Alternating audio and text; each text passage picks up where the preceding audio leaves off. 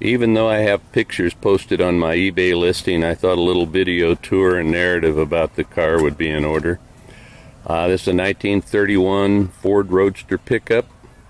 The front end is basically a 1937 Ford 60 axle with a Posies spring, Type 3 Volkswagen disc brakes in front, and standard Ford 9-inch in the rear.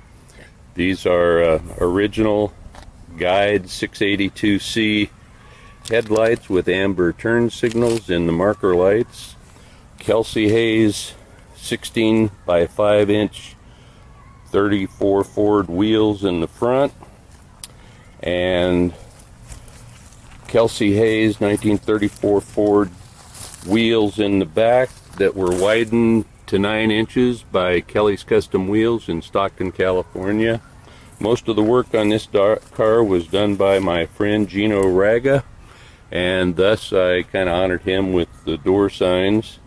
The engine is a bone stock 1953 Oldsmobile 303 cubic inch engine with 50 valve covers and an Edmunds 2x2 manifold sporting 2 Rochester AA 1950 Oldsmobile carburetors with Edmunds custom original air cleaners, and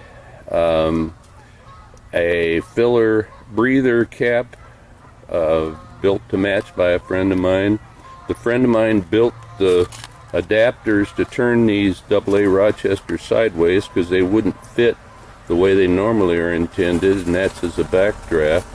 He also built all the linkage and the fuel blocks and a lot of things like the radiator cap and other goodies. You'll see a lot of Oldsmobile oriented stuff like the rocket on the 32 radiator cap, the rocket in the cowl vent,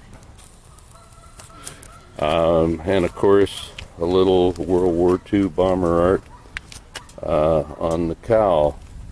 Right now let's just get in the puppy and go for a ride.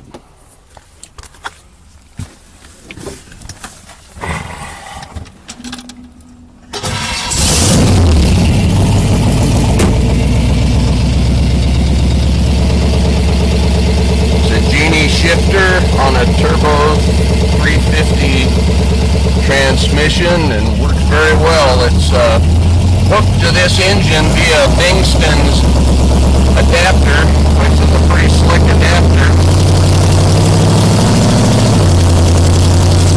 This car turns a lot of eyes, I tell you, gets a lot of smiles.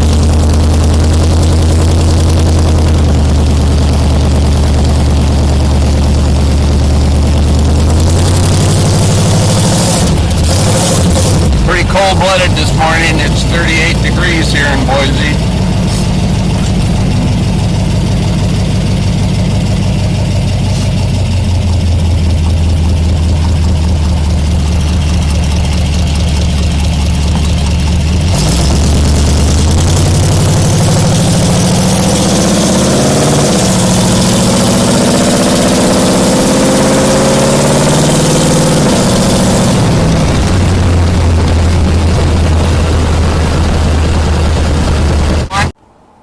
Here we are back at the ranch. A few more details I thought I'd point out. I got a 13-inch Grant 4-bar steering wheel with a 50 Olds clock delete as the horn button. I also have a 1950 Oldsmobile instrument cluster which fits pretty nice in this 32 style dash.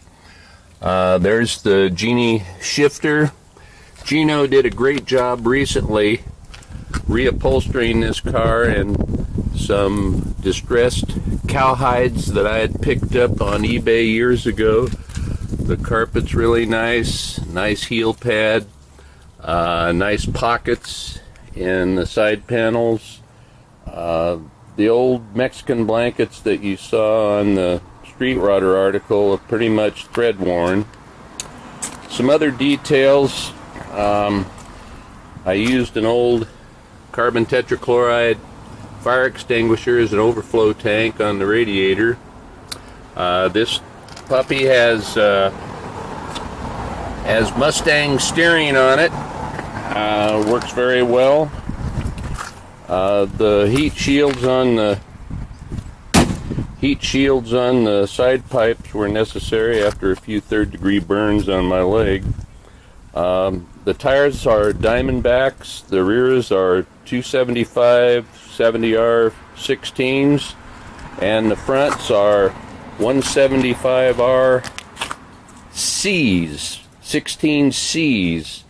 I don't know what that designation is, but that's what's on them. Some other details is the spun aluminum tank holds 11 gallons of rocket fuel, and here's my fuel gauge, which is an industrial site gauge. You have to get out, of course, to see how much gas you've got. Now, the former owner was building this thing as an Alder drag car, and he liked the massiveness of the 50s Olds rear end, and he took this housing, cut the back out of it, gusseted the innards to support a Ford 9-inch rear end, then manufactured the axle housings to hold Dutchman axles. You'll also see the QA1 coilover shocks and standard Ford 9-inch brakes in the back. I also have a little mini a receiver hitch for towing light-duty trailers. The top is a LeBaron Bonney top. I usually leave it open in top and back, but of course the small window is neatly stowed away up top. I used to have to use the traffic viewer when I had a custom windshield on it, but now, or a deluxe windshield. Now I have a standard height windshield and I don't use that as much. Let's see what else we got here. Well, here's what I use as a show sign. It's an old Coleman cooler painted to match, and my sign painter did a number on it. Of course, the names can be changed to the buyer anytime you want. Let's see what else we got here. Oh, a few details on the engine. The battery.